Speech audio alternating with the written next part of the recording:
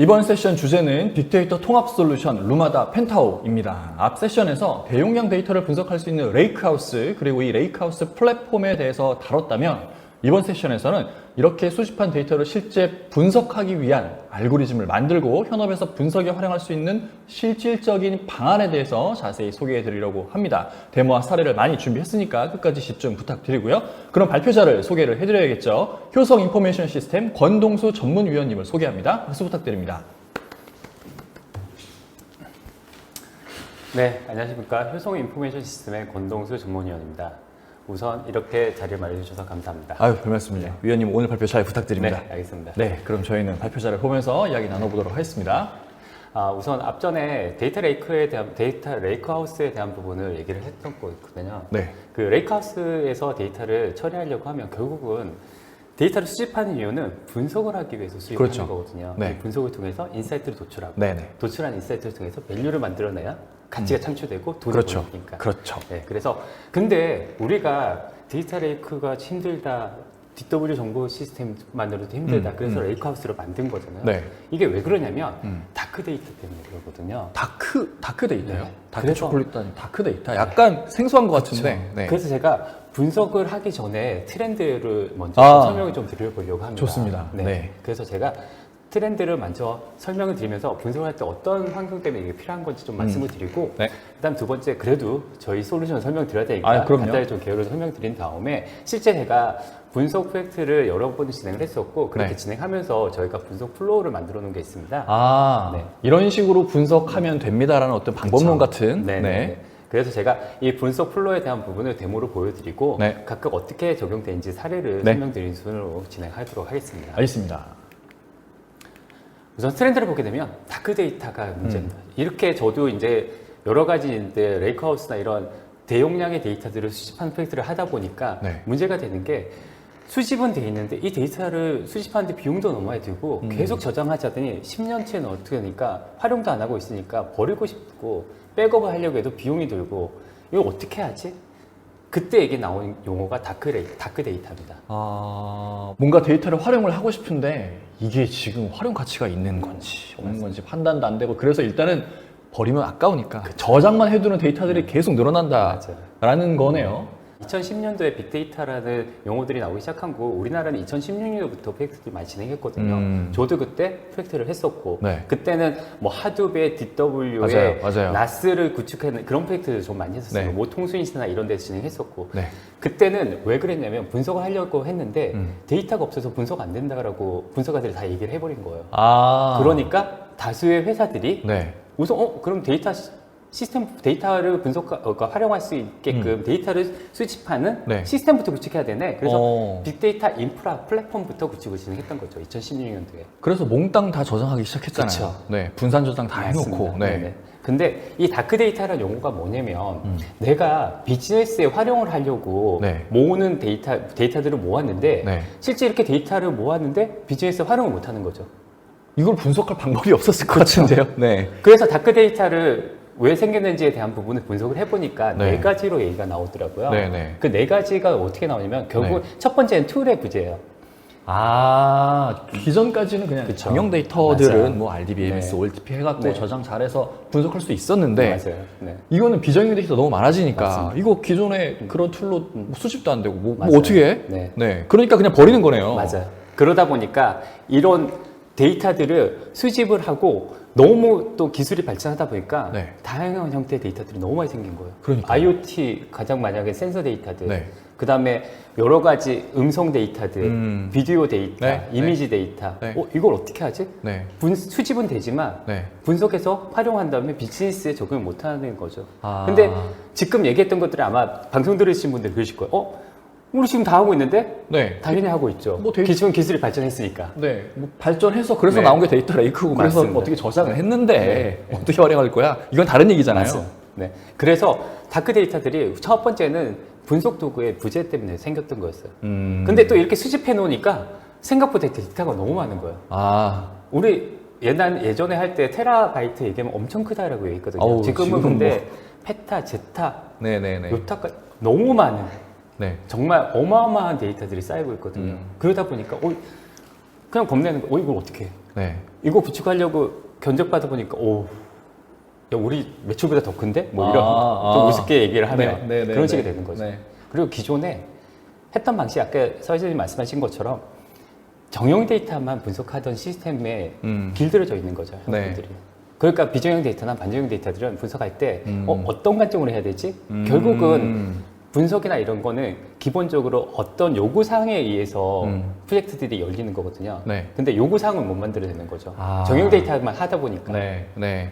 그런데 이제 학습이 됐잖아요. 이제 벌써 2022년이잖아요. 네. 벌써 지난 6년 동안 거의 6, 8년 동안 네네. 스킬업이 되고 또 이제 담당자들이 가만히 있지 않잖아요. 또 열정적으로 공부들을 하시잖아요.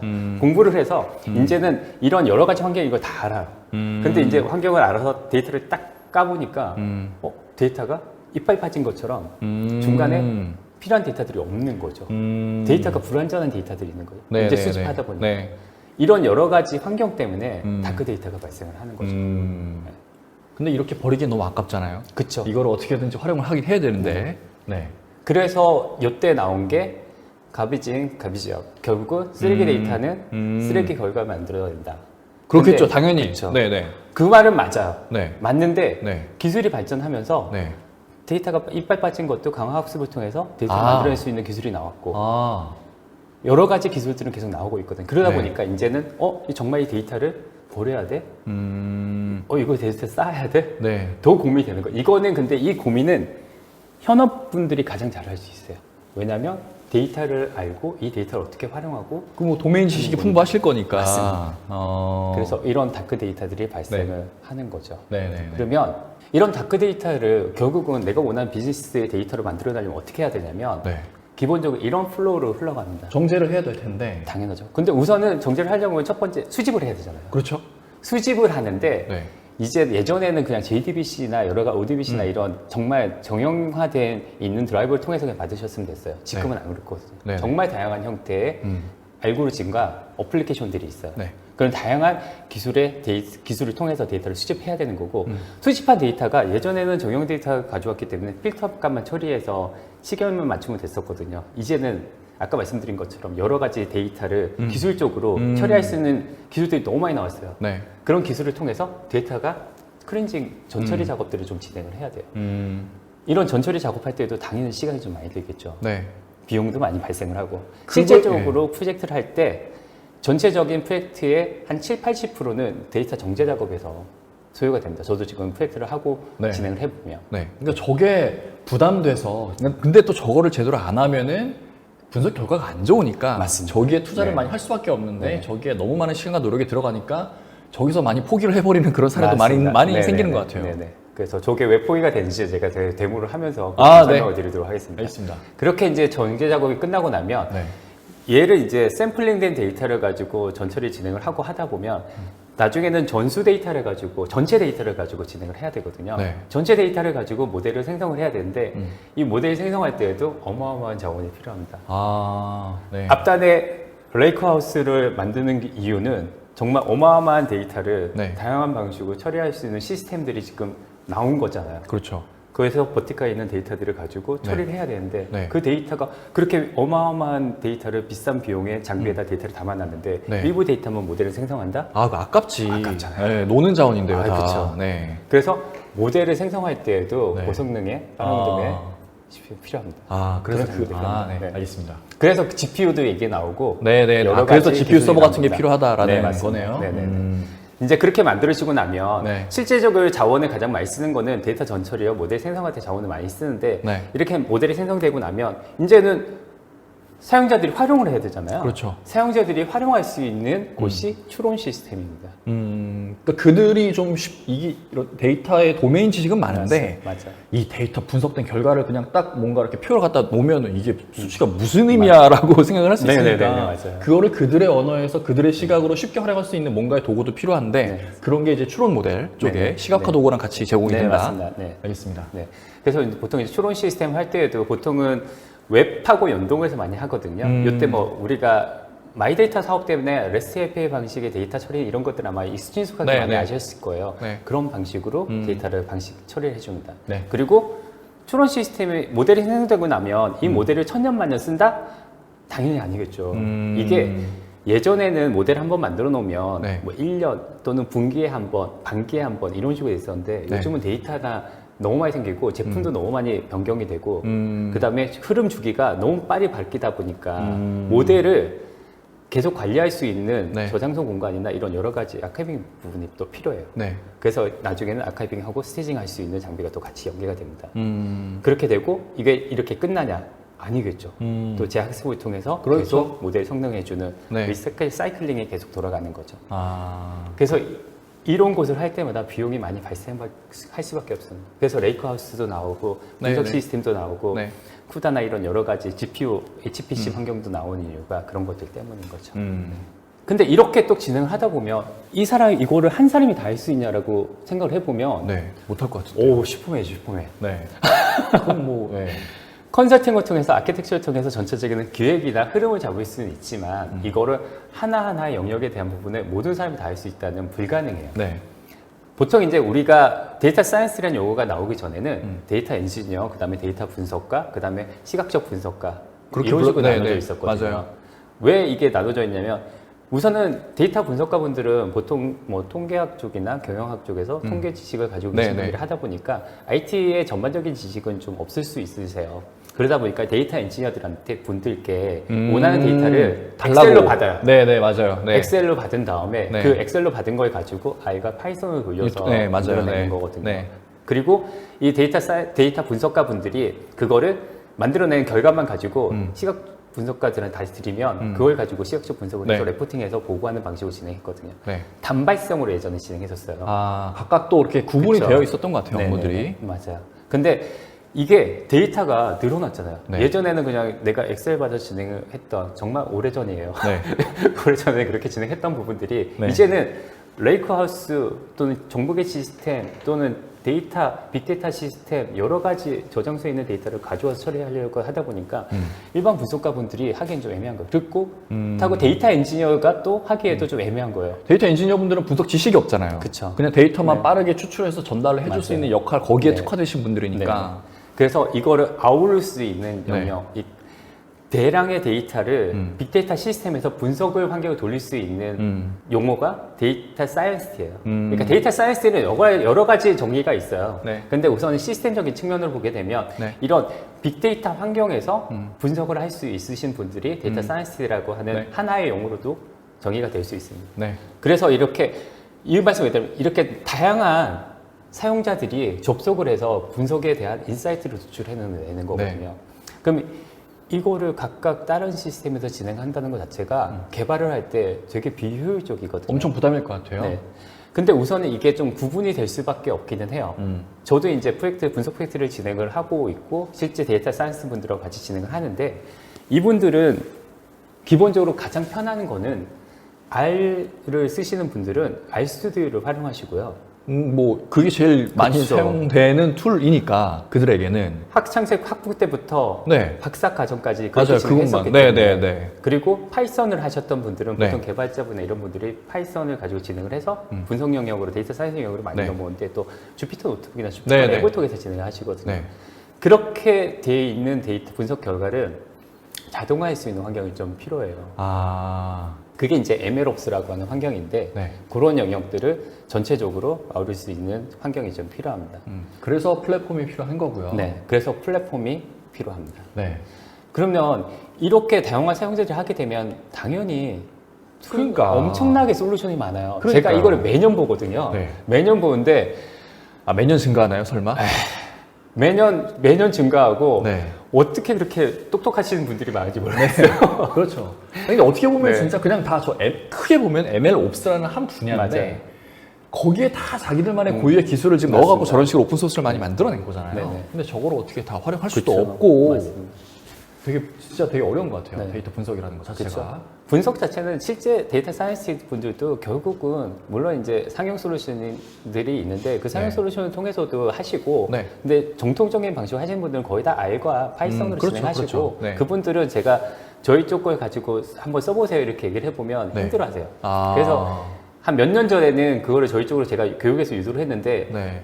이제는 저는 프로젝트를 할 때 그냥 데이터 사이언스 분들한테 편한 툴로 하시라고 말씀을 드려요. 어. 어차피 분석 해석 요구 나오는 거는 네. 하나의 스크립트로 나오거든요. R이나 네. 파이썬 같은 네, 경우에. 네, 네. 그 나온 걸 가지고 MLOps 자동화하는 거는 그걸 코드를 받아서 하면 되는 거거든요. 어차피 그들이 익숙한 도구를 사용해서 나온 결과물을 가지고 플랫폼에 넣어서 자동화시키면 그만이니. 맞습니다. 네. 그래서 이런 다양한 솔루션과 툴이 있음에도 불구하고 네. 이런 하나로 아우를 수 있는 MLOps 환경은 좀 필요하다라고 네. 좀 이해하시면 될 것 같아요. 근데 또 MLOps의 환경이 또 여러 가지로 또 나눠요. 또 대용량의 다양한 사용자들이 연결할 수 있는 컨테이너 기반도 있고 네. 하나의 플랫폼으로 가는 방식도 있고 그거는 유조의 환경, 그러니까 도메인의 현업들의 환경에 따라 좀 달라지는 부분이 있어요. 근데 이렇게 많은 솔루션이 있고 플랫폼이 왜 나올 수 있는지에 대한 부분 좀 생각을 해보시면 네. 뭐 딱 이 하나죠. 돈이 되는 시장이니까. 돈이 되니까요. 네, 네. 그러니까요. 네. 이 자- IDC 9월달에 나온 네. 자료거든요. 네. 항상 이거 IDC에서 분석 영역에 대한 부분 또는 빅데이터 영역에 대한 부분은 항상 내놓는데 항상 미래가 밝아요. 아. 항상 미래가 올라가고 네. 떨어지는 적이 없어요. 네. 왜냐하면- 왜냐하면 어쩔 수 없을 것 같아요. 네. 앞으로 데이터 계속 늘어나는데 네. 그럼 분석 요구사항 계속 늘어날 거고 다양한 도메인들이 생겨날 거니까 그쵸. 거기에 대한 분석 결과 분석 어떤 요구사항은 당연히 늘어나겠죠. 네. 네. 그러니까 결국은 이렇게 돈을 많이 고객들이 쓰니까 네. 거기에 맞춰서 솔루션을 내놓는 거죠. 네, 네, 솔루션 내놓으면 그 중에 빅데이터 프로젝트나 이런 것들은 한 번 하게 되면 물론 작은 거는 몇억 하는 데도 있지만 정말 제대로 하려고 하면 인프라부터 시작해서 수십억을 또는 수백억을 들여서 진행을 해야 되는 거거든요. 네. 그 중에 몇 개만 잡아도 뭐 그러네요. 그냥 한평생 잘 먹고 잘 살 수 있을 것 같은데. 우스갯소리를 얘기하면 좀 그럴 수 있다라고 네, 네. 말씀드릴 수 있는 거죠. 그래서 네. 이렇게 시장 자체가 명확하게 존재를 하고 있고 시장이 존재한다는 거는 네. 모든 사업장에서 새로운 뉴 아이템을 찾으려고 고민들을 하고 계시다라고 생각하시면 돼요. 네, 네, 네. 앞에서 봤었던 그런 정말 그쵸. 다양한 것들이 나온 이유도 네. 네, 마찬가지로 네. 일맥상통하는 것 같습니다. 네. 그래서 이런 분석 도구나 이런 시장들이 계속 크는 이유는 예전에 그냥 정형 데이터로 했을 때는 인사이트 도출이라기보다는 밸류 창출이었거든요. 그냥 가치를 만들어내는, 그러니까 내가 아는 걸 가지고 가치만 만들어내는 방식으로 진행했던 거예요. 네. 물론 중간에 인사이트도 도출하긴 네. 하지만, 네네. 근데 그 인사이트 도출하는 게 막혀버린 거죠. 똑같은 데이터를 가지고 계속 하는데 새로운 인사이트를 만들어내기가 힘든 거잖아요. 그렇죠. 한계가 있겠죠, 당연히. 그래서 새로운 기술과 새로운 데이터를 음. 통해서 새로운 인사이트를 도출을 해내려고 하는 거고 그다음에 이 인사이트를 통해서 새로운 밸류를 만들어내려고 하는 거거든요. 그러니까 이런 빅데이터 시스템은 밸류를 만들어내는 시스템이 아니라 새로운 인사이트를 도출하는 시스템이거든요. 그래서 요거는 좀 현업분들이 조금 감지를 했으면 좋겠습니다. 그 새로운 인사이트를 얻으려면 계속적으로 새로운 유형의 데이터들을 수집을 해야 될 거고 네, 맞습니다. 당연히 새로운 데이터가 들어오니까 새로운 인사이트도 발견할 수 있을 거고 네. 네. 그래서 그렇게 좀 생각을 해보시면 네. 전체적으로 분석에 대한 부분을 진행할 때 이런 식의 다양하고 이런 다양한 솔루션이 있구나. 그리고 이런 다양한 솔루션을 통해서 구현을 하려고 하다 보니까 결국은 각각 고유의 영역에서 자기가 맡은 영역은 제대로 할 수 있는 시스템들은 지원을 해줘야 되는 거고 그 다음에 그렇게 지원된 걸 가지고 자동화를 하고 스케줄링을 걸 때에는 그때는 전문 플랫폼이 플랫폼. 필요하다. 그렇죠. 라고 생각하시면 될 것 같습니다. 알겠습니다. 그래서 그래도 네. 저희가 이제 저희 쪽에 관련된 솔루션 좀 간단하게 좀 개요를 설명드리고 좀 데모를 설명드리도록 하겠습니다. 네. 우선 루마다 펜타워라고 하는 솔루션은 2004년도에 아파치의 오픈소스로 나온 솔루션이에요. 네. 어마어마하게 오래된 솔루션이고 네. 저도 이제 2004년도 그때 처음에 했을 때는 데이터를 통합하는 뭐 ETL이라는 솔루션들이 있고 네, 네. 그 다음에 데이터를 시각화해주는 BI라는 네. 솔루션도 있고 네. 이런 여러 가지 솔루션들이 합쳐져서 하나의 그냥 프로젝트를 진행을 했었거든요. 네. 근데 이 컨셉은 뭐였냐면 아파치 컨셉에 나온 게 영역이 뭐였냐면 이거를 하나로 관리를 했으면 좋겠다라고 하는 거였어요. 네. 그리고 이 루마다 펜타워의 CTO가 데이터 레이크라는 용어도 만들었거든요. 그만큼 데이터를 어떻게 할 건지를 네. 생각을 계속하면서 만든 솔루션이 루마다 펜타워라고 생각하시면 될 것 같습니다. 네. 네. 뭐 뭔가 좀 이 네. 업계의 원조격인 그쵸. 그런 네네. 솔루션이네요. 네. 그래서 그게 어떤 식으로 되는지 개요를 좀 설명을 네. 드리도록 하겠습니다. 결국은 펜타워는 엔드투엔드로 전 사용자들이 활용할 수 있는 도구로 만드는 게 목표예요. 하지만 얘가 전문 분석 솔루션이다 그러진 않아요. 아까 말씀드린 것처럼 분석가 분들은 기본적으로 정통적인 분석 솔루션들을 쓰세요. 네. RStudi오나 네, GPT 네. 노트북이나 랩을 통해서. 네. 거기서 나온 걸 가지고 자동화해주고 데이터 엔지니어도 한 번 데이터 사이언스가 만들어 놓은 걸 가지고 쉽게 재학습을 돌릴 수 있게끔 해주는 데이터 사이언스가 없더라도 네. 데이터 엔지니어가 할 수 있게끔 또는 현업 전문가가 네. 비즈니스 사용자가 네. 클릭 한 번으로 네. 할 수 있게끔 아, 해주는 플랫폼이라고 생각하시면 돼요. 기존에는 지금 말씀하신 그런 제대로 된 데이터 분석을 하기 위해서는 네. 데이터 엔지니어 역할도 필요하고 그렇죠. 데이터 엔지니어 분석 역할도 역할도 필요하고 분석 역할도 필요하고. 시각화해서 이거를 네. 뭔가 잘 이렇게 보여줄 수 있는 그런 네. 역할도 필요한데 네. 그 요구 세 가지 분야에 대해서 전문가들이 다 모여 있어야지만 하나의 데이터 분석 프로젝트가 이제 네. 완성이 되는 거였는데 우리 회사는 데이터 엔지니어 없고 데이터 분석가 없어. 네. 현업만 있네. 어떡하지? 저 플랫폼에서 제공하는 여러 가지 뭐 템플릿이나 이런 것들을 활용해서 쉽게 알고리즘 모델을 만들고 시각화해서 활용할 수도 있고 네. 우리는 데이터 엔지니어밖에 없네. 분석 어떡하지?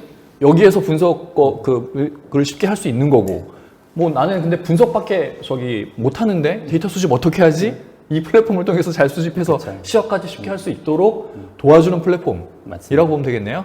정확하게 보셨어요. 근데 이제 여기서 한 가지만 좀 여기서 이렇게 얘기를 하면 네. 예전에 이런 질문을 좀 받았거든요. 그러면 이걸 통해서 내가 데이터 분석이 가능한가요? 네. 가능하지만 네. 데이터 사이언스들은 아까 네. 말씀드린 것처럼 주피터 노트북이나 노트북. 네. RStudi오를 네. 통해서 하세요. 네. 근데 그거는 저는 그렇게 하라고 말씀드려요. 그렇게 하고 나면 그분들은 기본적으로 모델을 생성하게 되면 하나의 스크립트가 생기거든요. 네. 이 스크립트가 생긴 거를 보게 되면 데이터를 가져오는 부분이 있고 데이터를 정제하는 부분이 있고 모델을 생성하는 부분이 있고 이런 식으로 재학습을 해야 되겠다는 게 있고 평가하는 게 있고 그 다음에 마지막으로 평가 다음 결과값에 대한 부분 던지는 부분이 네, 있어요. 네. 여기까지가 데이터 분석가 분들이 하는 역할이에요. 그러면 앞단에 데이터를 가져오는 자동화하는 부분과 네. 뒷단에 추론 시스템을 통해서 웹하고 연동을 해서 이 모델을 활용할 수 있는 부분은 또 다른 영역이거든요. 그렇죠. 근데 그 영역에 대한 부분을 펜타고가 하나로 연결을 아. 해줄 수 있다는 거죠. 그래서 네. 이걸 통해서 데이터 사이언스 분석가분한테 R 분석가분한테 펜타고로만 교육할 R 쓰지 마세요 그러면 화가 나는 거죠. 그렇죠. 그렇죠. 그리고 데이터 엔지니어도 마찬가지예요. 데이터 엔지니어가 분석에 대한 부분은 다 알지는 못해요. 근데 미리 이제 이런 식으로 해서 데이터 정제 처리까지 다 끝난 다음에 기간만 늘려서 재학습하는 경우들이 있거든요.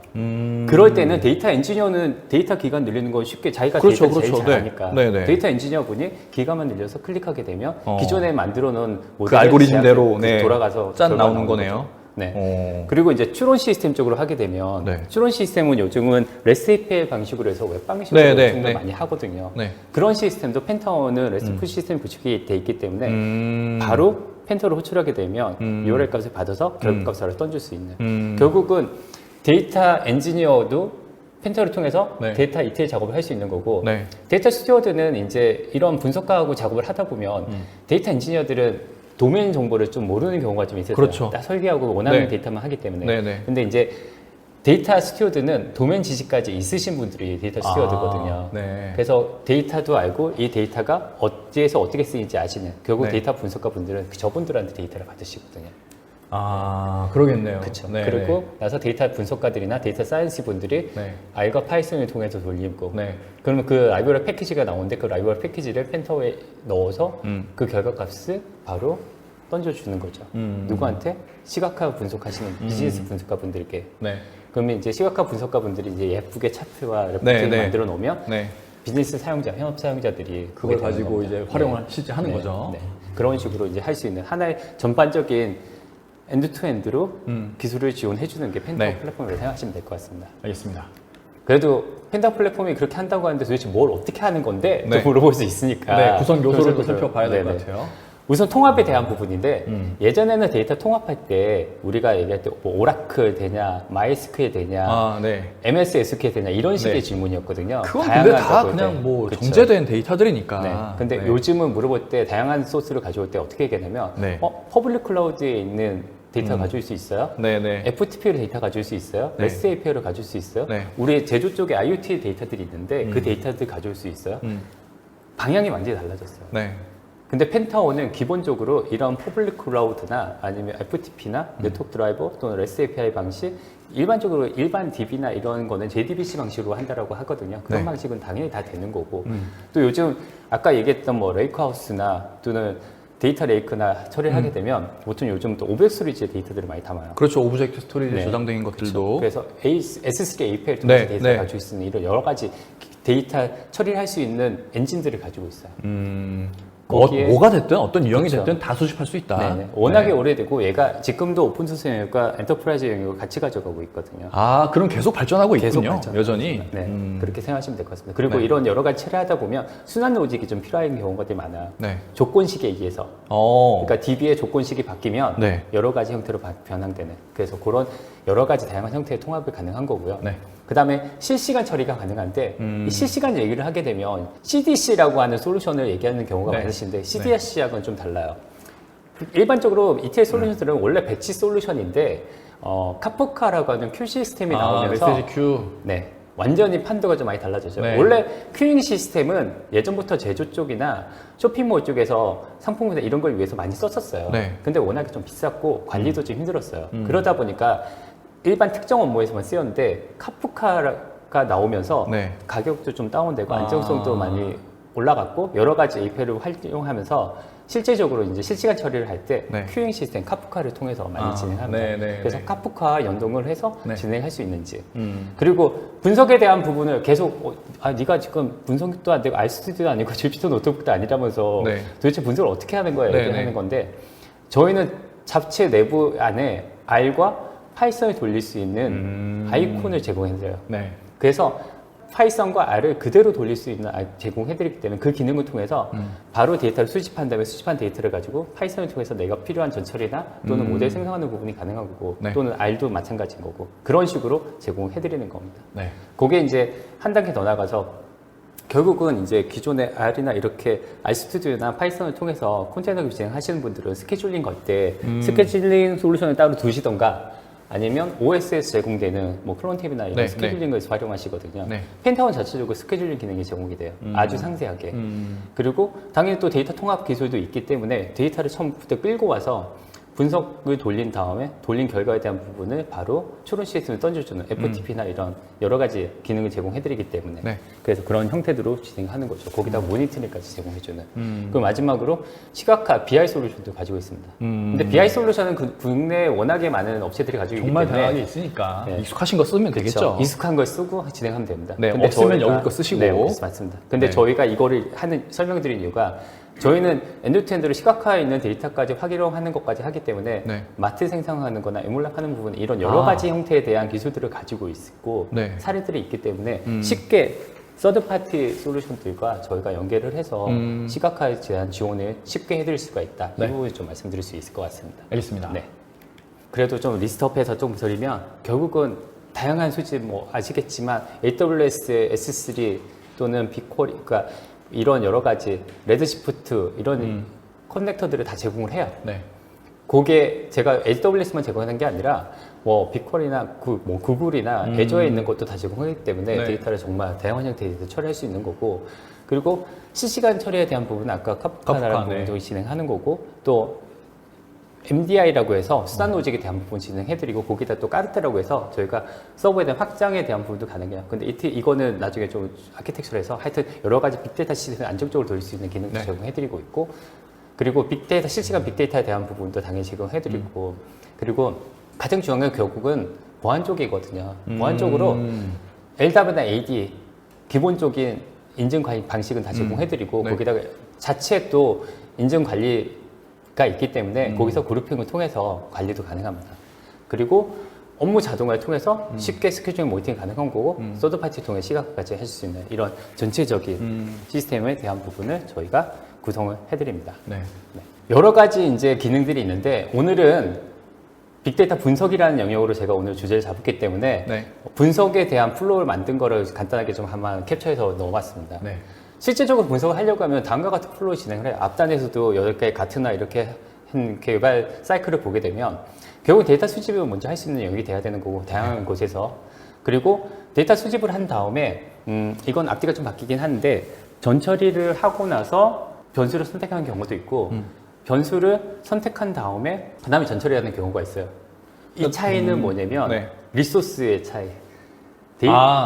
어느 쪽에 리소스에 더 많은 투자를 해서 시간을 네. 단축시켜서 결과물을 내는 게 더 용이하냐에 그쵸. 대한 어떤 가치 판단에 따라서 저 순서가 바뀔 수 있다는 맞습니다. 거고 네. 우리 회사에서 사용할 만한 이런 데이터가 뭔지를 먼저 고르는 게 중요하면 저 EDA부터 하는 거고 네, 맞습니다. 그게 아니면 일단 몽땅 전체리부터 다 하고 그 안에서 쓸모 있는 게 뭔지를 골라내자 맞습니다. 라고 하면 전체리부터 하고 그 다음에 EDA로 넘어가는 거고 네, 맞습니다. 정확하게 맞아요. 네. 근데 보통은 실제 현업분들은 네. 내가 어떤 데이터가 중요한 데이터인지 아시거든요. 알고 있으니까 그렇기 네. 때문에 네. 처음부터 하기보다는 데이터를 선택하는 부분을 먼저 진행을 하죠. 네. 그렇게 진행을 하고 네. 근데 그렇게 진행을 할 때 그래도 현업분들이 자기가 이 데이터가 중요한 데이터인데 라고 알고는 있는데 네.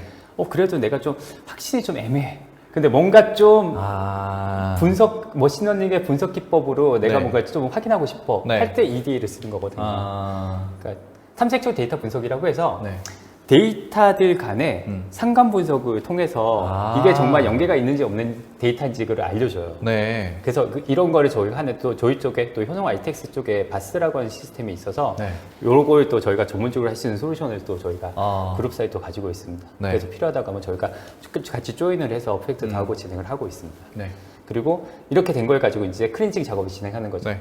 클렌징 작업은 아까 얘기했듯이 데이터 분석가분들이 현업분들하고 붙어서 필요한 데이터에 대한 부분을 구간을 정하는 거예요, 그 부분. 왜냐하면 데이터가 센서 데이터니까 항상 0에서 1 사이의 데이터만 들어와야 되는데 네. 갑자기 2, 3의 데이터가 들어오면 이거는 잘못된 이상치 그렇죠. 데이터거든요. 네. 그럼 이거 데이터 잘라. 네, 그렇죠. 그건 네. 쳐내야죠. 네. 그리고 이게 센서 데이터나 이런 것들을 제조 쪽에서 하다 보면 데이터가 일괄적으로 계속 들어와야 되는데 어느 구간 만약에 정비를 해요. 네. 그럼 거기 끊기네? 데이터가 안 들어와요. 한 한 몇 시간 동안. 네. 그럼 결칙시 데이터가 발생을 하는 거예요. 네, 네, 그럼 이 네. 결칙시를 어떻게 할 건지. 아. 그런 작업들을 이제 전체를 통해서 진행하는 거죠. 네. 이거는 결국은 현업들하고 커뮤니케이션을 통해서 진행할 수밖에 없는 거고 그리고 그래서 데이터를 선택하고 전처리하는 부분이 전체 프로젝트의 7, 80%를 적용이 된다는 이유가 이것 때문이에요. 데이터를 하나하나 다 까서 네, 네. 하나하나 다 확인하고 이상치 있으면 이걸 어떻게 할 건지 이거를 버릴 건지 아니면 네. 변환을 해서 할 건지 또 결칙치가 있으면 그 결칙치가 있는 부분만 대체를 해서 쓸 건지 아니면 네. 그 롤을 전체 다 없애버릴 네, 건지 네, 예, 다 협의를 해야 되거든요. 그래서 실제 프로젝트는 분석 프로젝트는 데이터를 클렌징하는 작업이라고 생각하시면 돼요. 근데 뭐 그거를 제대로 해야지만 나중에 나오는 알고리즘 모델의 어떤 정확성도 올라가고 데이터 분석 품질도 좋아질 네, 거니까 맞습니다. 네. 저 부분을 간과할 수는 없는 건데 네. 어쨌든 저거를 처음 분석 프로젝트를 할 때는 반드시 그렇게 말씀하신 그쵸. 시간과 노력을 네. 들여서 해야 되고 네. 그렇게 만들어진 모델을 다시 한번 활용할 때는 저 작업을 안 해도 된다는 게 핵심인 것 같아요. 그쵸.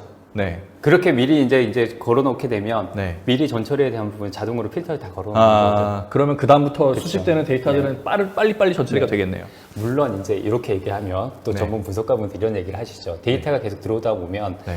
그 설계가 변경이 되게 되면 이 레인지가 처음엔 0과 1이었는데 네. 이게 레인지가 바뀌어요.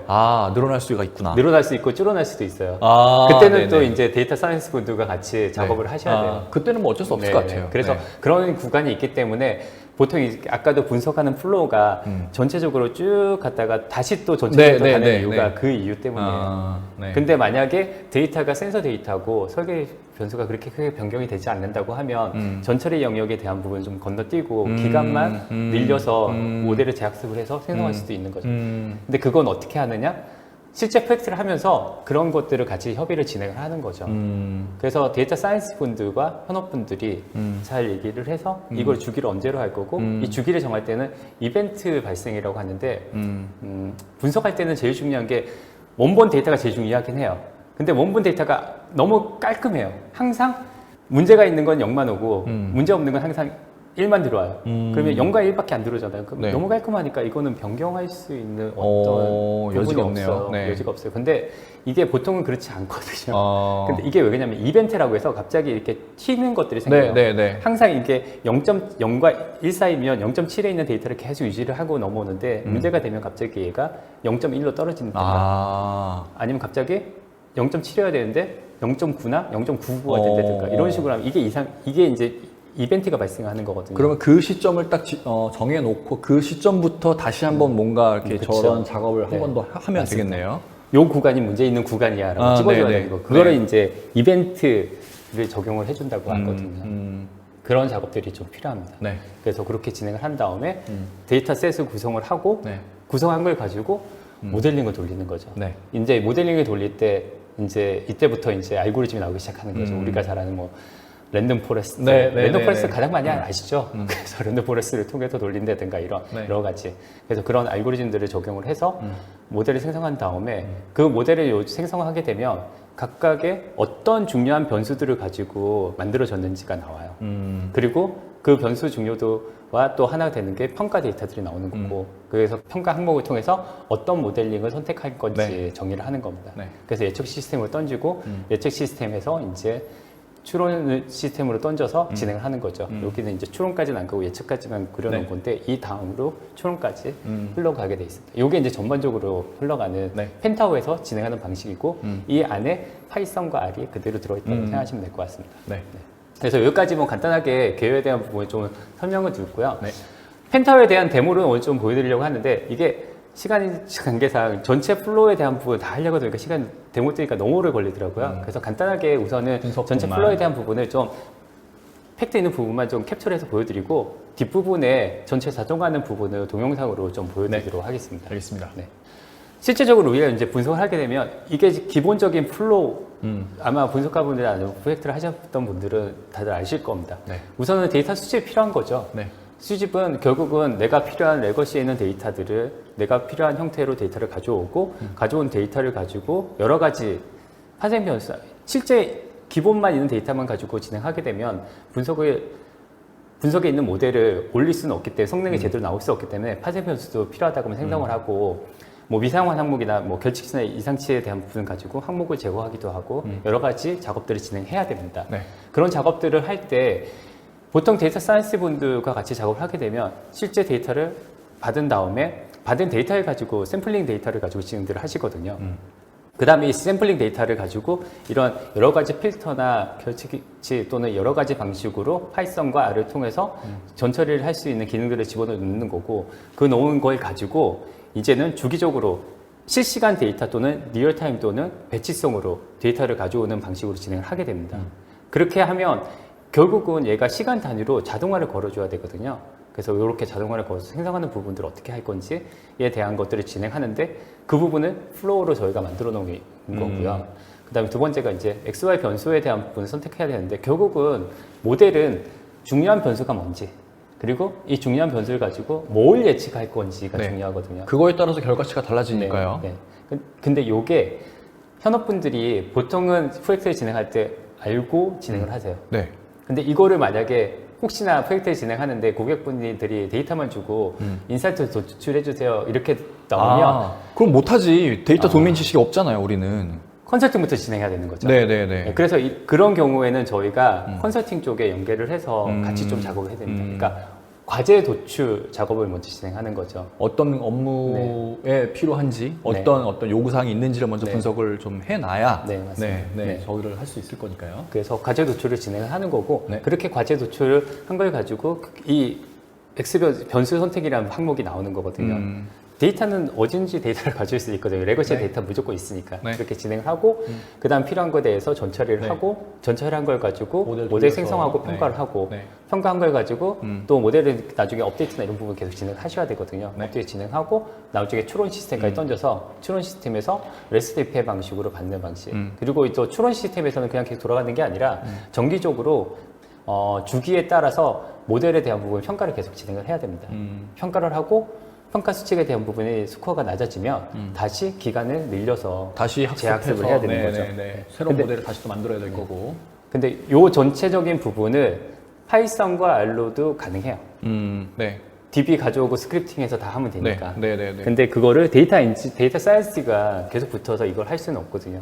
실질적으로 데이터 사이언스 분들이 회사의 구성원들은 되게 적어요. 만약에 회사가 뭐 1000명이라고 해도 그게 데이터 사이언스는 일부 몇 명밖에 없거든요. 네. 그래서 그분들은 새로운 알고리즘에 새로운 모델을 생성하는 쪽 계속 투입이 돼서 진행을 네. 하셔야 되는 거고 네. 이렇게 만들어 놓고 나면 얘를 자동화해서 데이터 엔지니어들이 좀 많으니까 데이터 엔지니어들이나 다른 쪽에 돌릴 수 있는 환경이 필요한 거지. 그렇게 할 때에는 이런 식으로 펜타를 통해서 데모 진행하는 거고 실제 저도 제조사나 이런 분석 펜트를 하게 되면 분석가분들을 통해서 진행하고 저희는 자동화하는 쪽으로 진행합니다. 그래서 오늘 데모는 분석가분들이 분석해 놓은 결과를 가지고 네. 어떻게 자동화하는지를 데모를 보여드리는 겁니다. 그래서 혹시 오해하시는 분들이 있으실까봐 분석하는 부분을 해드리는 게 아니라 분석가분들이 분석한 걸 가지고 네. 어떻게 자동화하는지를 오늘 좀 데모로 보여드리는 겁니다. 사이언티스트들이 만들어 놓은 그 결과물을 네. 가지고 사내에 있는 사이언티스트가 아닌 다른 분들이 펜타오 플랫폼을 통해서 어떤 식으로 데이터를 예측할 수 있는 그런 모델을 만들고 네, 맞습니다. 추론에 이렇게 활용할 수 있는지를 보여드리는 데모다. 네.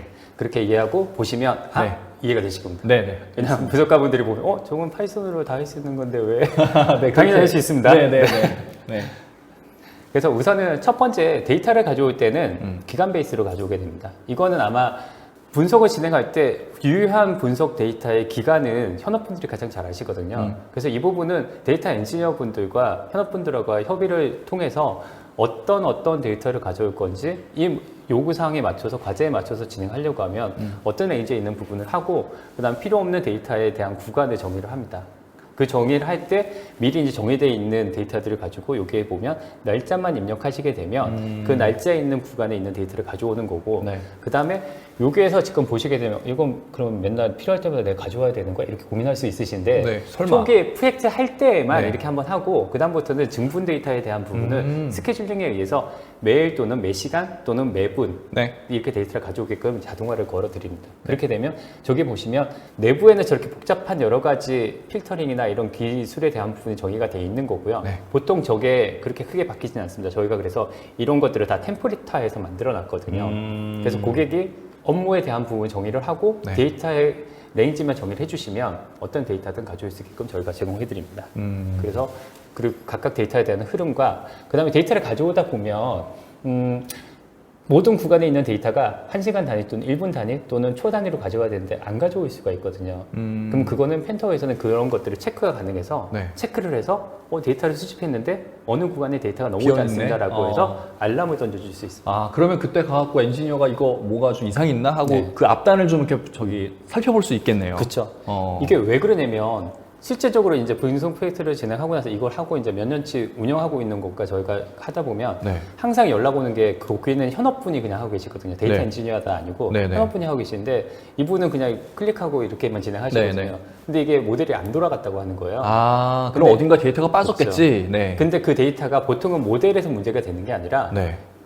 원하는 데이터를 넘어와야 되는데 안 넘어와서. 제조 쪽에 무조건 넘어와야 되거든요. 네. 근데 갑자기 정비를 한다고 시스템 멈춘 거예요. 본사에다 얘기도 안 하고. 네, 네. 근데 데이터가 안 넘어요. 그래서 그때 알람을 줘서 이게 모델이 안 들어가는 게 아니라 지금 데이터가 안 넘어가고 있습니다. 알람을 줘요. 그럼 그 본사에 계신 분이 공장에 전화해가지고 지금 데이터 안 넘어가는데 어떻게 된 건가요? 그럼 지금 정비 중입니다. 그러면 나중에 이제 저기 또 이제 그때는 이제 구간의 데이터가 비잖아요. 네. 그럼 여기 화면이 들어와서 네.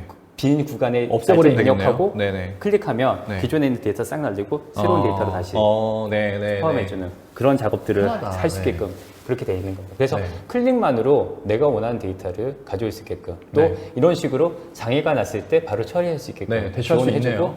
그리고 모델의 전체적인 이 긴 플로우에 어디에서 문제가 됐는지를 바로 직관적으로 알려줄 수 있게끔 제공을 해주는 네. 기능들을 다 해줍니다.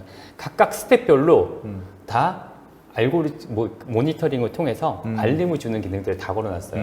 그래서 데이터를 보통은 저희가 한 99%가 데이터가 안 가져와서 모델이 안 돌아가는 게 거의 다였어요. 아, 네.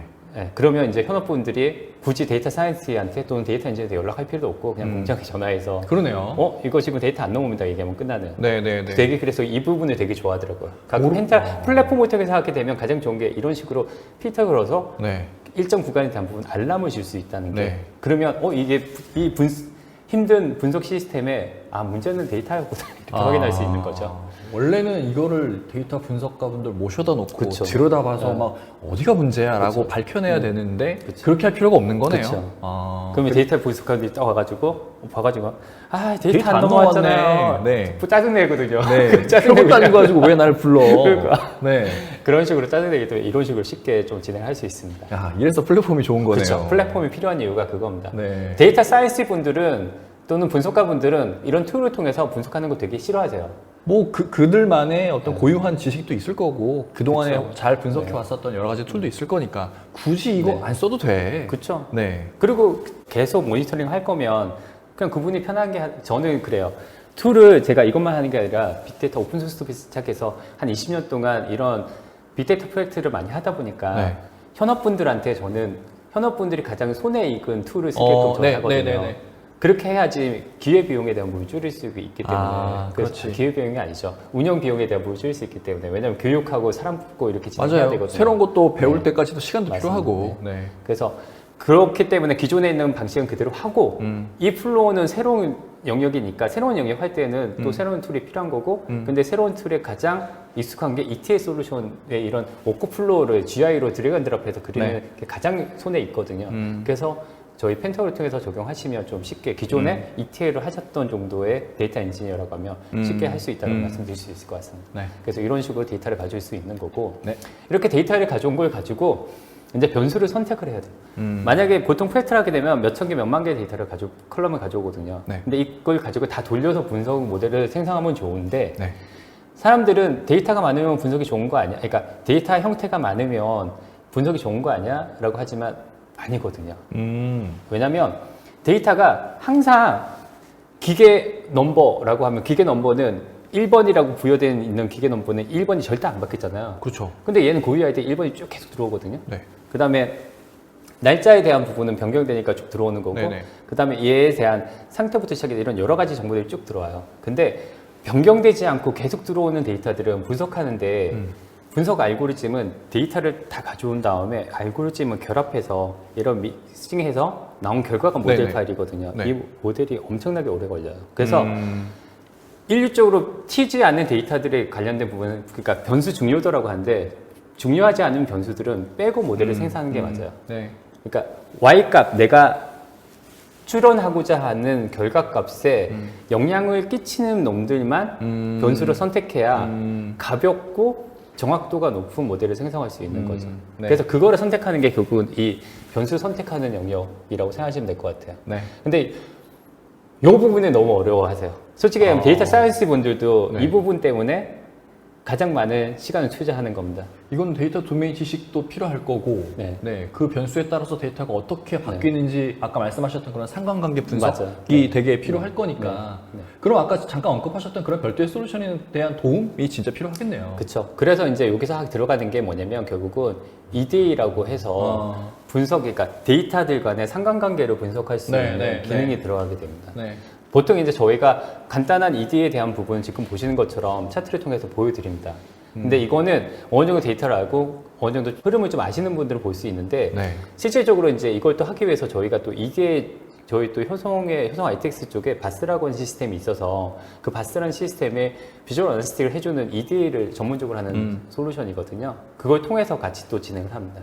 그래서 이 영역은 특화되어 있는 보통은 분석가 분들이 이 영역에서 R과 파이썬을 계속 돌리면서 저 지금 오른쪽에 보이시는 저희 펜타워에서 나오는 저런 차트를 통해서 계속 상관관계를 분석을 진행을 하시는 거죠. 네. 그렇게 상관관계 분석을 해서 이 변수들이 중요도가 있는지 그리고 요걸 가지고 각각의 중요 변수를 선택하고 나서 선택한 걸 가지고 그 다음에 뭘 해야 되냐면 선택되는 변수가 이제 제대로 됐는지 데이터 전처리가 필요한 겁니다. 이제 이 전처리 할 때도 이제 현업분의 노하우가 필요합니다. 데이터 사이언티스트는 말 그대로 이 전체적인 툴과 그 다음 상관관계 보고 도표를 보고 통계 수치를 보고 이 데이터가 의미가 있네 없네를 확인하시는 그렇죠. 분들이거든요. 그렇죠. 근데 이 통계 수치가 명확하게 도메인 지식을 안다고 하면 이 통계 수치에 따라서 데이터가 튀는 값을 보고 나서 아 이게 어느 정도 문제가 있네 이거 알 수 있어요. 네, 네, 근데 네. 기본적으로 어떤 데이터들은 한 이만큼씩 막 튀어요. 널뛰기를 해요. 근데 그거 별거 문제 아니야라고 볼 수도 있는 거고. 그쵸. 이거는 엄청난 문제야라고 맞아요. 판단할 수도 있는 거네요. 데이터 네. 도메인 지식이 있으면. 네. 네. 이게 조금씩 튀는 게 있거든요. 네, 네. 근데 그게 엄청나게 큰 문제야라고 하는 것도 있거든요. 그래서 이게 도메인 지식이 없으신 분들은 네. 여기서 이제 전처리를 하는 데에서 어려움을 느끼기 느낄 수밖에 시작하는 없겠네요. 그래서 현업이랑 같이 같이 협업을 해야 무조건 되는 해야 거고. 되는 겁니다. 또는 도메인 지식이 있는 도메인 전문가와 데이터 사이언스가 그룹핑돼서도 많이 들어요. 네, 네. 실제적으로 제가 작년에 프로젝트를 할 때에도 그렇게 진행들을 했었거든요. 아, 그래서 무조건 이런 네. 분석 프로젝트는 TFT가 만들어지는 것 맞습니다. 같아요. 네.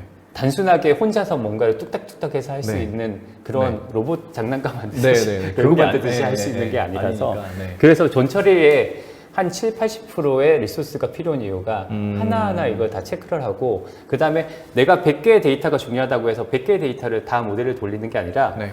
이거를 탑다운 뭐 전처리 후처리라고 하든 여러 가지 응용가 있어서 네. 데이터를 처음에 중요 변수 10개를 설정한 다음에 변수를 하나하나 넣어보면서 아, 모델의 성과가 얼마큼 네. 적용되는지 체크하는 방식이 있고 네. 모델이 보니까 한 100개야. 100개 중에서 필요 없는 데이터들을 하나하나 빼면서 하는 방식도 있어요. 아, 네. 그거를 전처리를 하면서 모델을 계속 돌려보면서 평가를 계속 해보는 거거든요. 그거를 엄청나게 많은 횟수를 진행을 하는 겁니다. 그런 식으로 전처리 작업을 하기 때문에 네. 여기서 거기에 있는 여러 가지 이렇게 하다 보면 필터 값들이 나오는 거죠. 이상치를 할 때는 이런 식으로 필터를 걸어주세요. 그리고 결측치를 할 때에는 결측치 값은 그냥 그 로우를 아예 없애주세요. 아니면 거기에는 정땡이 있는 값을 갖다 주세요. 아니면 중앙 값을 해주세요. 아니면 평균 값을 해주세요. 아니면 분석을 통해서 나온 결과 값을 해주세요. 이런 식으로 이제 다 나오는 거죠. 그렇게 나오면 그거를 파이썬 코드로 또는 R 코드로 해서 다 넣어놓는 거예요. 네. 전처리한 거. 네. 그래서 그거를 자동화해 놓는 거죠. 지금 오른쪽에 보시면 필터에 관련된 부분을 쉽게 저렇게 저희가 자동화할 수 있는 기능을 만들어 드려요. 다. 그럼 저기에는 수치를 가지고 분석한 결과를 가지고 스크립트가 아니라 네. 저런 식으로 진행해 드리는 거죠. 네. 그렇게 이제 전체를 하고 나면 결과가 이제 데이터가 이제 줄기 시작합니다. 처음에는 100만 건으로 시작했다가 네. 막 자르면 갑자기 이게 50만 건이 돼요. 네, 네, 네. 그러다가 갑자기 이게 10만 건이 되고 막 줄어요. 거기다가 컬럼도 처음에는 뭐 1000개가 됐다가 이 1000개가 점점 줄어서 뭐 100개가 줄을 수도 있고. 왜냐면 네. 결국은 1000개 로우에 1000개 컬럼에 100만 로우가 있는 데이터인데 이 데이터를 다 돌리게 되면 정확한 모델 결과가 안 나오는 거예요. 뭐 모델도 안 나올 뿐더러 시간도 많이 시간도 걸리고 엄청나게 네, 리소스도 많이 시간 필요하고. 낭비가 되는 거니까요. 맞아요. 네. 그 제일 중요한 거는 돈이 많이 들어요. 아, 그렇죠. 뭐 어쨌든 계속 시스템 돌려야 어마어마한 되니까. GPU 서버를 가지고 네, 네. 돌려야 돼. 네, 네, 네. 그렇기 때문에 이거를 줄인다고 하고 차원 축소를 한다고 얘기를 하거든요. 컬럼식으로 차원 축소를 하고 네. 그다음에 필요 없는 데이터를 줄여서 네. 정말 모델 성과가 가장 좋은 그 최상치의 데이터만 데이터를 남겨놓고. 만든 겁니다. 그게 데이터셋, 데이터 프레임을 만든다고 얘기를 하는 거죠. 데이터 전처리를 통해서. 네. 근데 이거를 이제 파이썬을 통해서 R을 통해서 진행하고 나면 그다음부터 딱 결과 나오면 결과값 있잖아요. 네. 그 결과값에 대한 부분은 필터링이 거는 거는 이런 플랫폼을 통해서 다 걸어드리는 겁니다. 저희가. 그렇게 걸어있고 나서 그 다음에 하는 게 결국은 이렇게 나온 결과를 가지고 모델을 돌리는 거죠. 네. 모델을 돌릴 때에도 그냥 돌리는 게 아니라 얘를 트레이닝 데이터를 두고 그 다음에 얘를 여러 가지 방식으로 해요. 뭐 K-폴더 크로스 밸리데이션이라고 해서 얘를 100이라는 데이터를 딱 잡아놓잖아요. 그럼 이 100이라는 데이터를 10개의 데이터로 쪼갠 다음에 10구간을 쪼갠 다음에 이걸 돌아가면서 계속 평가를 하는 방식이 있거든요. 그렇게 돌리는데 그거를 전체 100이라는 데이터를 가지고 돌리게 되면 나중에 평가의 데이터가 없잖아요. 그쵸. 그래서 이 100이라는 데이터를 가지고 그런 식으로 돌리는 게 아니라 80% 또는 90%의 데이터를 정해서 얘를 가지고만 모델을 생성을 해요. 얘를 가지고 평가를 하고 모델을 계속 돌려봐서 평가를 해요. 네. 그래서 이 중에서 가장 좋은 평가 결과값 스코어가 나온 걸 가지고 모델 생성해서 나머지 20%에 있는 실제 데이터로 비교를 해서 정말 예측을 잘하는지 확인을 그걸 하는 평가해 겁니다. 볼 수 있는 거네요. 그때 이제 정렬을 하는 거죠. 저렇게 네. 트레이닝 데이터 어떻게 할 거고 테스트 데이터 어떻게 할 건지. 네, 네, 네. 그래서 그런 부분 정리를 한 다음에 네. 모델을 생성하는 겁니다. 그 생성하게 해서 스코어를 돌리게 되면 지금 보시면 저희가 하다 보니까 제조 쪽에는 라이트 GBM이나 엑시부스트나 랜덤포레스트가 가장 잘 알고리즘이 맞더라고요. 네. 여러 가지 분석가 분들하고 같이 진행하다 보니까 네. 그래서 세 가지의 알고리즘을 통해서 모델을 생성을 하고 그 모델 생성한 거를 여러 가지 평가 지표로 평가를 진행을 합니다.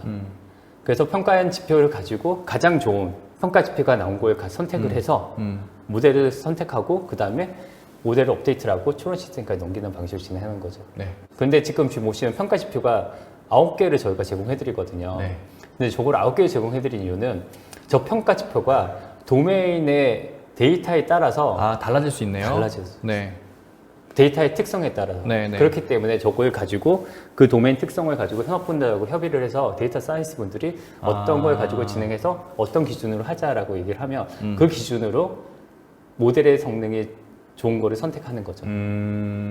그런 식으로 이제 계속 이거를 무한 반복 이제 하는 거죠. 네. 무한 반복하는데 기간의 데이터가 계속 늘어나고 기간은 계속 늘어나잖아요. 네. 기간이 늘어나면 기간 늘어날 때마다 데이터에 대한 모니터링이 진행해야 되는 거고 그 모니터링하는 부분을 아까 그 평가 지표에 대한 부분을 가지고 진행을 하는 겁니다. 네. 그래서 이게 하게 되면 가장 좋은 게 지금 라이트 쉐입이 나온 거고 거기에 대한 걸 가지고 저희가 알고리즘 생성하는 겁니다.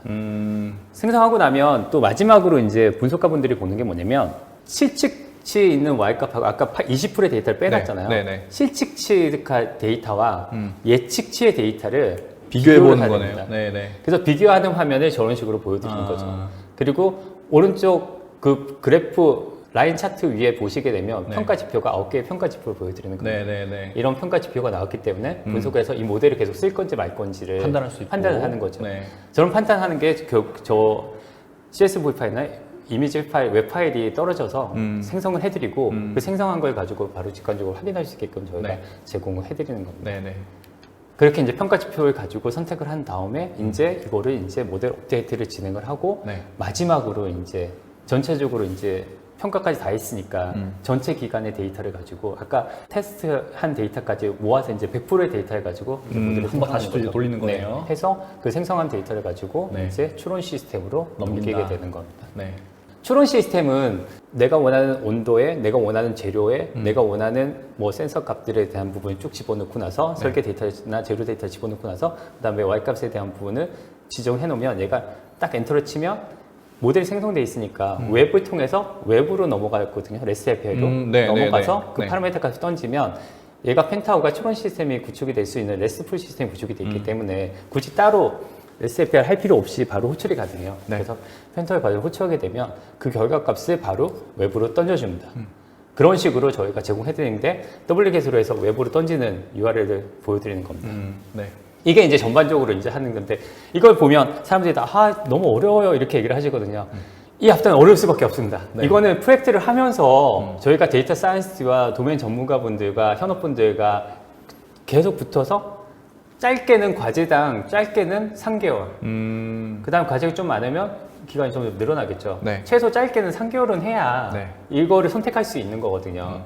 만약에 변수가 다 선택돼 있고 이 필터 어떻게 할 건지 다 안다고 하면 프로젝트를 할 필요 없어요. 그분이 데이터 사이언스 하시면 돼요. 물론 네. 이제 알고리즘 선택해야 네, 되는 네, 게 네. 있긴 하지만 네.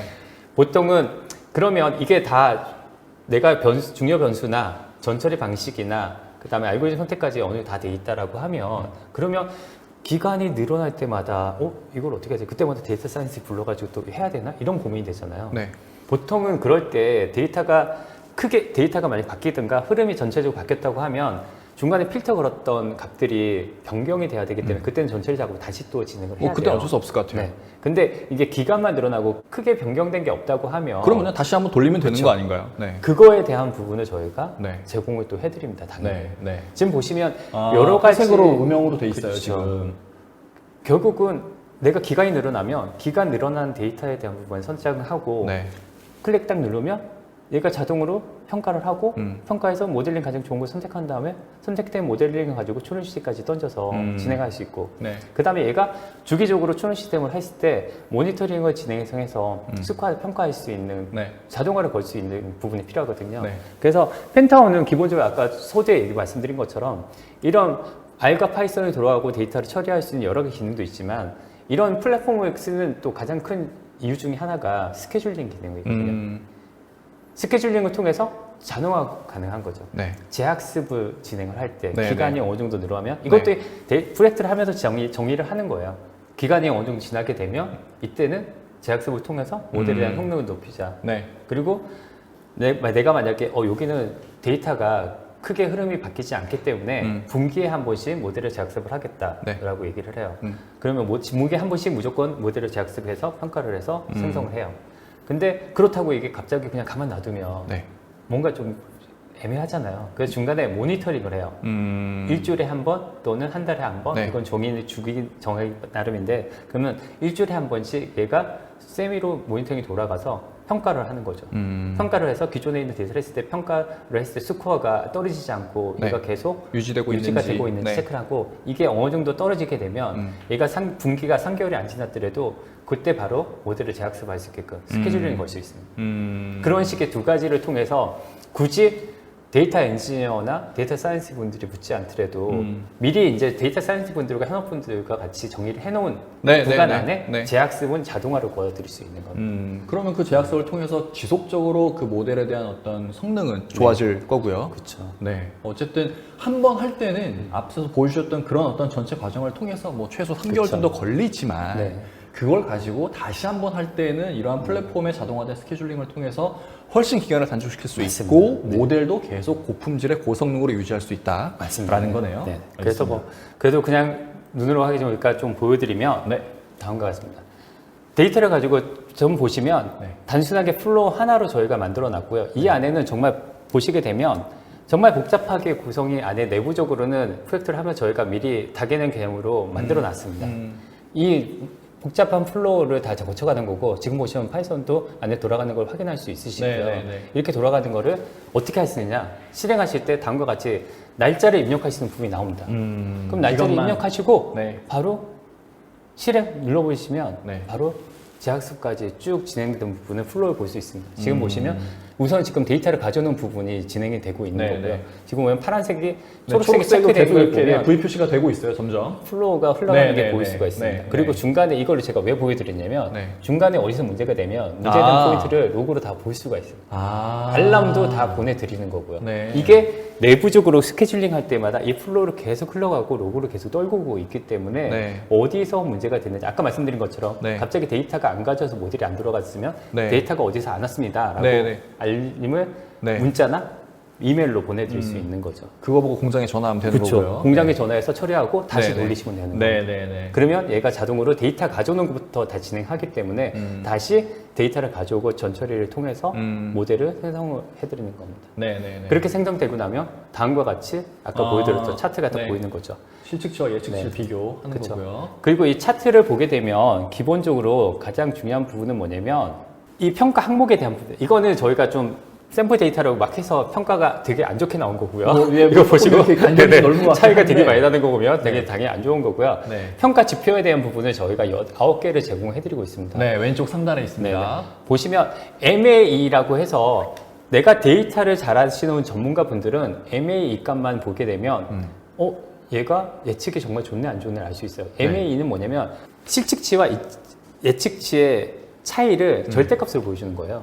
아, 네, 네, 네. 네. 그러니까 얘가 데이터가 항상 1부터 10까지 1하고 10 사이에 들어와야 되는데 얘는 항상 8이 들어와야 돼. 그럼 8이 항상 들어왔는데 네. 갑자기 얘가 8.1이나 8.2가 됐어. 그러면 0.1 차이니까 이건 별 크게 문제 없어요 라고 얘기할 수 있는 거고 데이터를 네. 아시는 분들이면 네.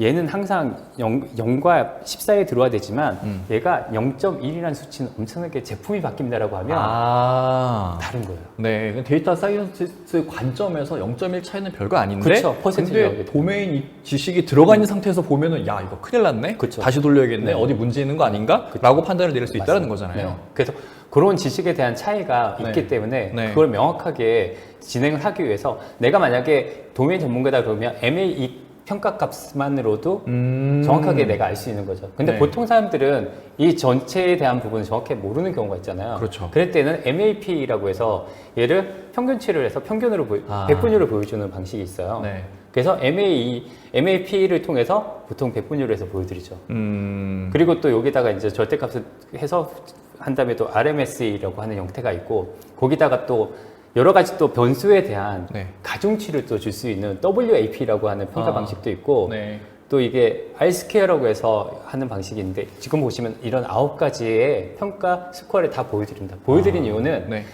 회사마다 그다음에 데이터의 흐름마다 평가 항목에 대한 부분이 다르기 때문에 네. 이 선택하는 거는 결국은 현업과 데이터 사이언스 분과 같이 진행을 하거든요. 보통은 근데 지금 밑에 보여드리는 이 세 개가 가장 많이 쓰이긴 합니다. 그래서 이 세 개를 가지고 진행하고 평가에 따라서 제조 쪽에서는 또 R스퀘어나 이런 부분도 많이 쓰기 때문에 네. 형태를 진행을 하고 있습니다. 그래서 이렇게 저희가 진짜적으로 쉽게 바로 직관적으로 데이터 엔지니어나 현업분도 해서 이 실직지와 예측지 차이 나는 거는 이해할 수 있거든요. 그리고 팩트를 했으면 그래도 평가는 저희가 공부시켜 드리거든요. 그래서 평가 수치에 대한 부분 같이 협의를 해서 이렇게 진행을 하고 있습니다. 하나의 알고리즘에도 저렇게 9가지나 되는 평가 지표를 제공을 하는 거고 네. 그 평가 지표를 보고 그 회사의 도메인 지식 플러스 그 여러 가지 변수의 중요도에 따라서 이 정도 수치는 우리가 그렇죠. 뭐 괜찮아. 네. 아니야. 이거는 우리가 좀 다시 봐야 돼. 라는 그런 종합적인 판단을 내릴 수 네. 있도록 다양한 지표를 제공한다. 그쵸. 라는 거고 그 중에서 자주 쓰이는 게 아까 앞서 보여주셨던 세 가지. 네, 맞습니다. 네, 네. 알겠습니다. 네. 그리고 이거 말고도 저희가 모델을 돌리게 되면 그 각각 고유의 변수 값에 대한 민 맥스 값이나 중앙 값이나 평균 값이나 이런 것들은 각각 변수별로 또 딥에 다 저장이 돼 있어요. 근데 이게 너무 많은 영역들이 있다 보니까 이걸 다 설명드리기가 좀 애매해서 포인트만 지금 설명드린 거고 네. 이거 말고도 다른 분석을 할 때 평가 지표나 이런 것들이 딥에 저장이 돼 있어서 그 딥에 저장되어 있는 데이터를 저희가 실제 추론 시스템의 웹 화면과 연결을 해서 고객분들이 활용할 수 있게끔 네. 제공해 드립니다. 그리고 알겠습니다. 변수가 결직시가 생겼을 때 사람들이 어떻게 입력해야 될까 고민들을 하시거든요. 그렇죠. 그래서 이 변수들에 대한 기본 값들에 대한 부분, 민맥스도 전체적으로 봐서 어떻게 입력을 해야 추론 시스템에서 쉽게 활용할 수 있는지 이런 것도 데이터를 다 보여주는 그것까지 다 돼 있습니다. 네. 그렇게 이제 저희가 분석 프로젝트를 진행을 해서 결국은 분석 프로젝트는 데이터 사이언스 분들과 현업분과 같이 진행할 수밖에 없는 거고요. 그렇게 나온 걸 가지고 결국은 재학습을 할 수 있는 자동화 시스템이 필요한 거고 네. 그 자동화 시스템을 펜타를 통해서 할 수 있다고 말씀드리는 겁니다. 분석은 이 프로젝트를 할 때도 그렇고 저희는 분석은 저희도 RStudi오는 주피터 노트북을 통해서 진행했기 때문에 네. 그 부분은 좀 오해가 없으셨으면 좋겠습니다. 네, 별도의 툴을 사용한 게 아니고 기존의 데이터 네. 과학자분들이 자주 사용하는 그 툴을 그쵸. 사용해서 얻은 결과치를 네. 보여주되 그 결과치를 가지고 자동화를 통해서 계속 유지 보수를 잘 해나갈 수 맞습니다. 있다라고 네. 보면 되겠네요. 그리고 아까 중간에 잠깐 보여드린 것처럼 파이썬 코드를 그대로 넣을 수 있고 R 네. 코드도 그대로 넣을 수 있거든요. 네. 그래서 기존에 좀 복잡하고 알고리즘을 통해서 전처리하는 부분이 있다고 하면 그건 바로 파이썬 새로운 코드를 통해 진행합니다. 그러면 이런 얘기들을 많이 물어보세요. R과 파이썬에서 새로운 라이브러리 패키지가 가장 자주 나오는데 그때마다 펜타고가 적용될 수 그렇지. 있나요? 이렇게 네. 물어보거든요. 저희는 패키지를 가져오게 되면 좀 내부적인 개념을 좀 말씀드리면 펜타원은 저희가 아나콘다와 같이 설치를 해드리고요. 아나콘다에서 돌아가는 패키지들은 다 저희가 지원이 됩니다. 아마 이거는 패키지 라이브러리 패키지를 아시는 분들이면 그럼 다 되는구나 이해를 하실 겁니다. 그냥 다 네. 된다고 생각하시면 될 것 같습니다. 네, 그리고 네, 네. 새로 나오는 보고서를 통해서 새로 나온 자료가 있고 패키지가 있다고 하면 그걸 저희한테 알려주시면 저희가 그 패키지를 올려서 돌아가게 해보시고. 해드립니다. 네. 그래서 RStudi오와 그러니까 그 주피터 노트북에 돌아가는 거라고 하면 펜타원에서 똑같이 돌아간다고 생각하시면 될 것 같습니다. 네, 알겠습니다. 여기까지 해서 이제 제목을 좀 보여드렸고요. 네. 그래서 사례를 그래도 좀 설명해 드리면 펜타원은 기본적으로 사례에 대한 부분이 안정성을 얘기할 때는 저희가 카카오 게임즈 얘기를 많이 합니다. 이 게임사 같은 경우에 실시간 카프카를 통해서 정말 많은 데이터를 가지고 처리를 하는데 이거를 서버 한 대로 아까 제가 분산 시스템 처리가 가능하다고 했는데 까르타라고 하는 시스템이 있어서 네네. 내부적으로 빅데이터를 할 수 있는 아키텍처가 구성이 되어 있는 처음부터 빅데이터를 처리할 수 있는 시스템으로 만들어졌기 때문에 진행을 할 수 있어서 안정적으로 데이터를 처리하고 있습니다. 콜 데이터니까 얼마나 많겠습니까? 네, 그래서 네, 이런 네. 데이터를 처리하고 있고 네. 그리고 보험사. 금융사 쪽에서도 IFRS나 이런 여러 가지 금융사 데이터들을 하려고 하면 정말 어마어마한 데이터들이 정보계 시스템 쪽으로 데이터가 수집이 흘러와야지만 되겠죠. 네, 네. 데이터 처리할 수 있거든요. 네. 요거에 이런 사례도 가지고 있습니다.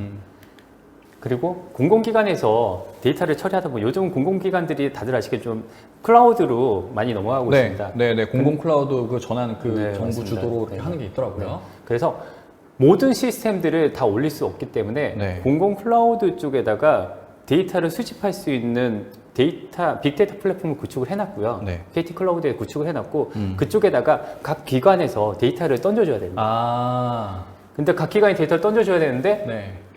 그 시스템을 따로 구축을 스크립트로 어플리케이션으로 처음에 개발을 해놨더라고요. 네. 근데 어플리케이션 개발했는데 부정 안정적이지가 않은 거죠. 그래서 이거를 저희 쪽에 펜타워 라이트 버전을 집어넣어서 전용으로 네. 다 구축을 해놓은 거네요. 그렇죠. 그 엣지 컴퓨팅처럼 데이터를 던질 수 있는 기능도 저희가 제공했던 사례입니다. 네.